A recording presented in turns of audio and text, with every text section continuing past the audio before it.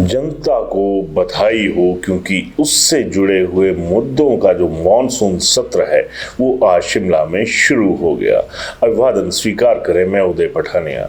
Monsoon सत्र तो आज शुरू हुआ, लेकिन जिस तरह से इसका आगाज हुआ उससे ये अंदाजा लगाना मुश्किल नहीं है कि जब तक ये अपने अंजाम में पहुंचेगा पूरे 10 दिन के बाद, तो शायद अंजाम जो है उसे डिफाइन ना किया जा सके, क्योंकि जनता के मुद्दों से ज़्यादा कहीं ना कहीं जो राजनीतिक दलों का अपना एक रसूख के लिए तड़प होती है वो आज पहले ही दिन हावी होती हुई नजर आने शुरू हो गई।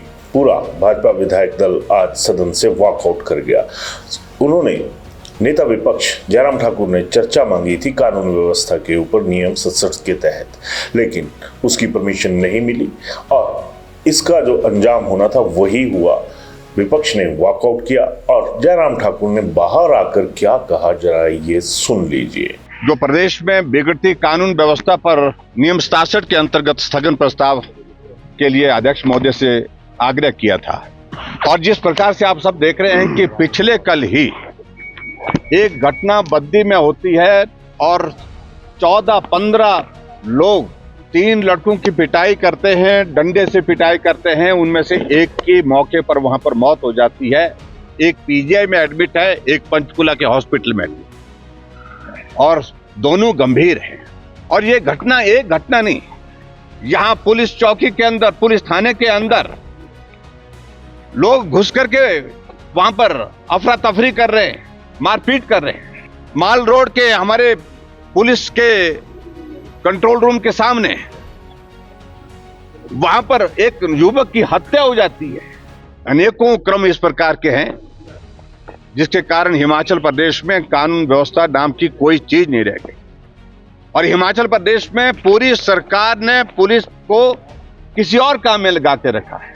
माल रोड स्थित पुलिस कंट्रोल रूम के साथ हुए मर्डर और उसके साथ हाल ही में बद्दी में हुई एक तरह की मॉब लिंचिंग जिसे नाम दिया गया, उन तमाम मुद्दों पर जयराम ठाकुर ने सरकार को घेरने का पूरा बंदोबस्त किया और ये भी कह दिया कि जिस तरह का माहौल है उसमें जो पुलिस के अधिकारी हैं या पुलिस की जो टीम है उसे सरकार ने अपनी सेवा में लगाया हुआ है, ना कि जनता की सेवा में। और इसके लिए जयराम ठाकुर ने क्या कहा, जरा ये भी सुन लीजिए।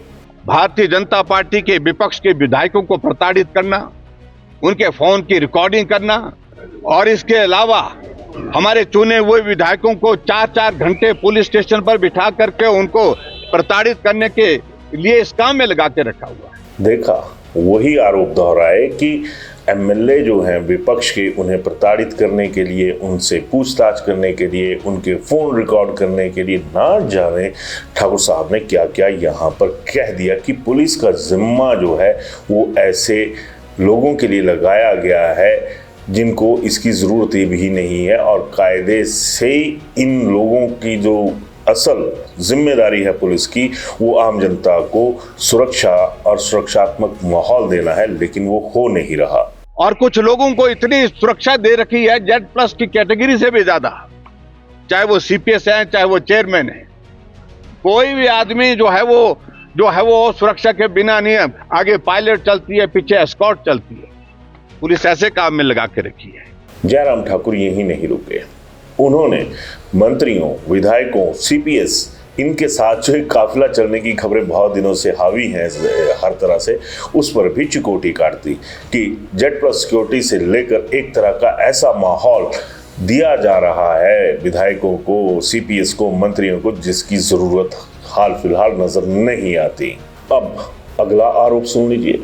शिमला में पुलिस हेडक्वार्टर में 25 के करीब अधिकारी हैं जिनको कोई काम नहीं है। लीव रिजर्व की वहां पर उनकी जो है वहां पर पोस्टिंग दे रखी है, जहां एक भी कुर्सी बैठने के लिए उनके पास नहीं है, ना कोई काम। आखिरकार ये हो क्या रहा है?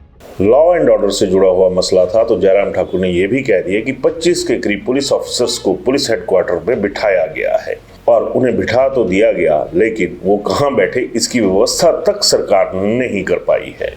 अब जिस प्रकार से माननीय मुख्यमंत्री और संसदीय कार्य मंत्री जी ने जवाब दे करके इस सारी चर्चा को डाइवर्ट करने की कोशिश की, मेरा यह मानना है कि ना मुख्यमंत्री जी गंभीरता से ले रहे हैं, और जहां मुख्यमंत्री जी इस बात का जिक्र कर रहे हैं कि हिमाचल प्रदेश में चिट्टे के और जो ड्रग पेडलर्स हैं, ड्रग का जो माफिया है, ये उससे जुड़ा हुआ मामला, जुड़ा हुआ जिससे मर्जी से हो, लेकिन कार्रवाई तो कानून के मुताबिक होनी चाहिए।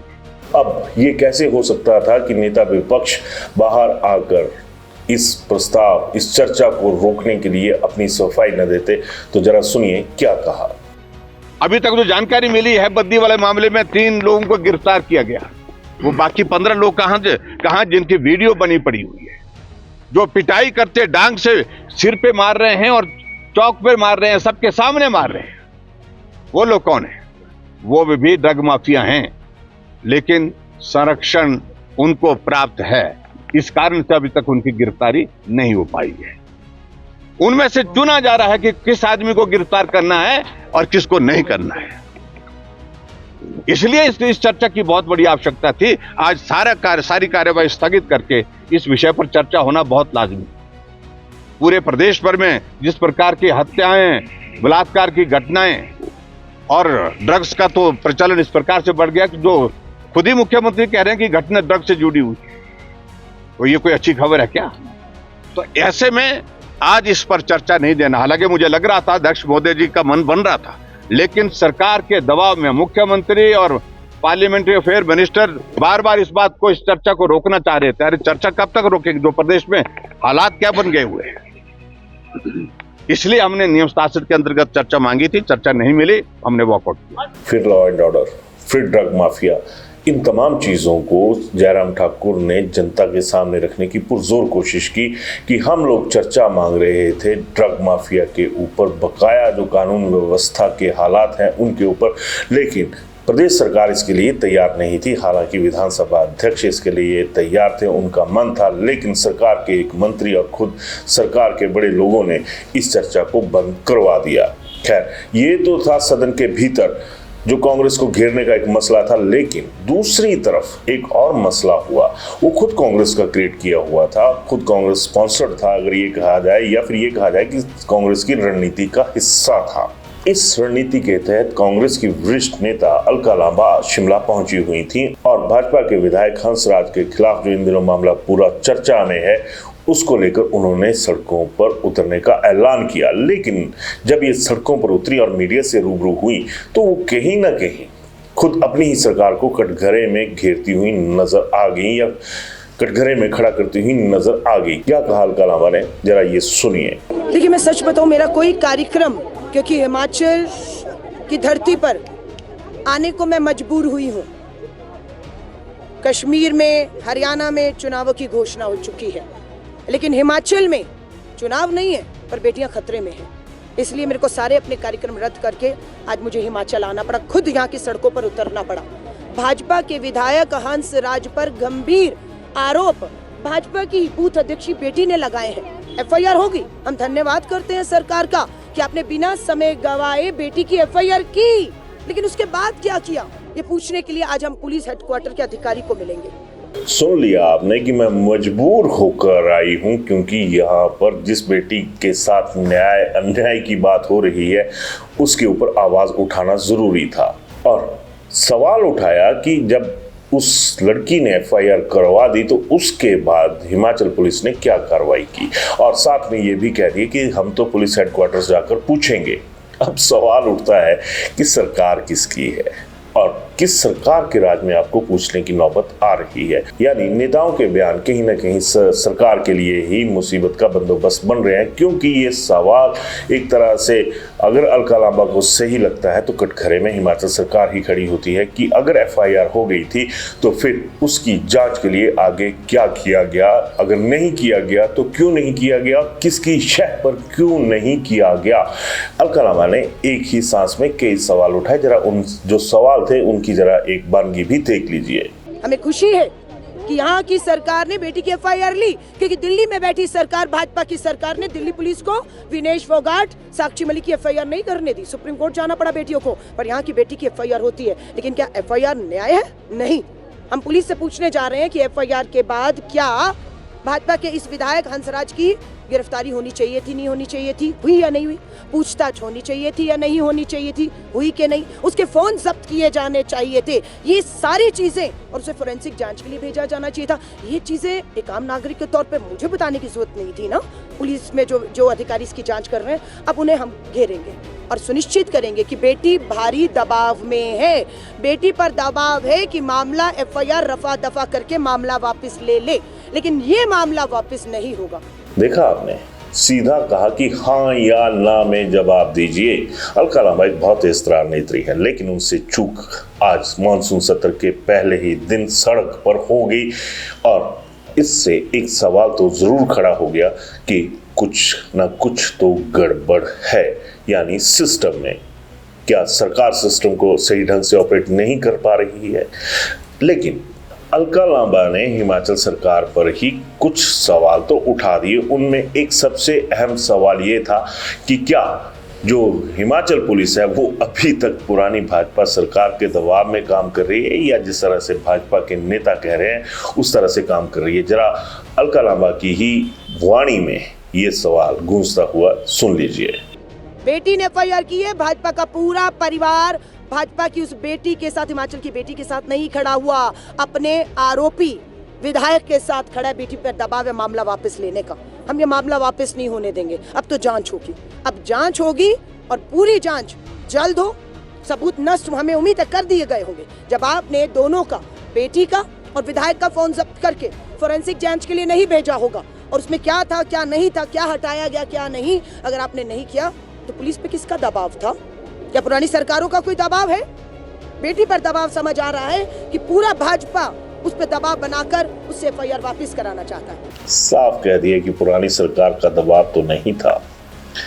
खैर, बहुत सारी चीजें होती हैं। इसके बाद अलका लांबा ने जो बोल वचन थे अपने सियासत वाले, उनमें थोड़ी सी फेरबदल भी किया। उन्होंने कहा कि हिमाचल सरकार तो शायद कवायद कर लेती, लेकिन उन्हें यह भी डर है कि कहीं केंद्र सरकार अपने हिमाचल भाजपा के विधायक को बचाने के लिए हिमाचल सरकार को ही परेशान करना ना शुरू कर दे, उनके जो विकास के काम है उनमें अड़ंगा ना लगाना शुरू कर दे। कई तरह की जो मजबूरियां थी या कई तरह के जो सियासी शक थे वो भी अलका लांबा ने यहाँ पर शरेआम अपने सुना दिए। FIR आपने किया, आपका धन्यवाद, लेकिन FIR के बाद विधायक को बुलाया जाना चाहिए था, पूछताछ करनी चाहिए थी कि ये आरोप लगे हैं, पूछताछ में बताना चाहिए था। आपका आरोप बेटी का है कि फोन पर अश्लील फोटोएं भेजी और मंगाई गई, फोन जब्त होना चाहिए था बिना समय गवाए। सबूत है उसमें, वो नष्ट हो जाते हैं और सबूत जब नष्ट होते हैं तो बेटियां न्याय से बहुत दूर चली जाती हैं। और आज पूरे देश में बेटियां कहीं पे भी सुरक्षित नहीं है। क्यों? दो कारण है, या तो अपराधी को सत्ता का संरक्षण प्राप्त है और या अपराधी की सत्ता में भागीदारी है। और यहाँ पर भागीदारी सत्ता में नहीं, वो विपक्ष का है। मुझे मालूम है अगर सरकार ने भाजपा के विधायक को गिरफ्तार किया, पूछताछ की, जेल भेजा, मुझे मालूम है दिल्ली में बैठी सरकार यहाँ की सरकार को तंग करना शुरू कर देगी। दिल्ली से जो यहाँ के हक हैं उसे रोकने की धमकियां दी जाएंगी, पर हम इस सरकार के साथ खड़े हैं अगर वो बेटी को न्याय देती है तो। लेकिन एक और चीज है जिससे इनकार नहीं किया जा सकता कि आखिर हिमाचल की राजनीति में हो क्या रहा है। अगर समाज की बात आती है तो बिटिया एक तरफ जाकर FIR करवाती है, दूसरी तरफ वो एकदम से इनकार कर देती है कि ऐसा हुआ नहीं है। अब संशय की स्थिति तो हर तरफ है कि अगर ऐसा हो रहा है तो क्यों हो रहा है, अगर राजनेताओं को बदनाम करने की कोशिश हो रही है तो क्यों हो रही है, अगर वो सही हैं तो फिर ये बदनाम करने की कोशिशें हुई भी क्यों। और मान लीजिए जिस तरह से FIR में कहा गया उस तरह की चीजें हैं तो फिर इस तरह का बदलाव एकदम से क्यों? जनता जवाब तो हर तरीके से चाहती है, क्योंकि जब भी बड़े लोगों से जुड़ा हुआ कोई मसला आता है तो वो कहीं ना कहीं दबकर रह जाता है। अब जनता सवाल उठाने शुरू हो चुकी है। खैर, मानसून सत्र है, पहला दिन है, अब आगे वाले 9 दिनों में क्या होता है ये देखने वाली बात रहेगी। धन्यवाद। गोल्ड कड़ा या टेम्पल ज्वेलरी लेना चाहते हो तो ये है बेस्ट ऑप्शन। हिमाचल का popular jewellery brand Bhushan jewellers कड़ों की कलेक्शन में टेम्पल ज्वेलरी, शीट कड़ा, मीना वर्क गोल्ड कड़ा, गेरू कड़ा, ऑक्सीडाइज्ड गोल्ड कड़ा, बैंगल्स जैसी widest collection lowest making charges के साथ आपको बेस्ट प्राइसिंग में दे रहा है। तो अगर आप भी चाहते हैं गोल्ड कड़ा या टेम्पल ज्वेलरी खरीदना तो जरूर विजिट कीजिए भूषण ज्वेलर्स, लोअर बाजार, सोलन।